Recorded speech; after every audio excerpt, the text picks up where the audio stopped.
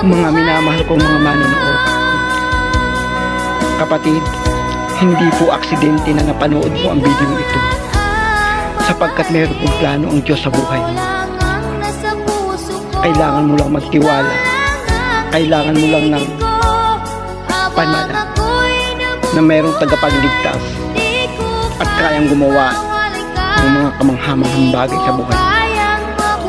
May mga problema ka man na dinadala, may mga pagsubok ka man na dinadala. Bakit hindi mo ngayon na, nauna, bakit hindi mo ngayon tanggapin ang ating Panginoon? May planos ang Diyos sa buhay mo, kapatid.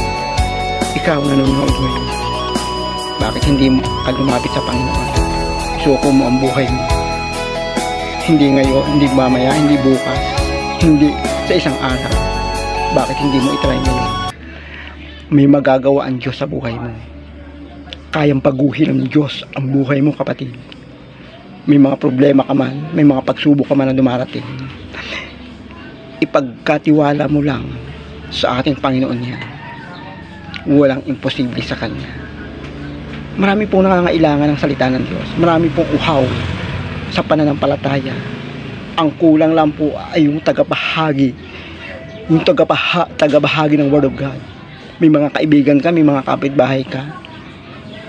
Ang kulang lang po yung magbabahagi, yung magtatanim ng Word of God sa kanila. Yun po ay ikaw mismo na nanonood ngayon.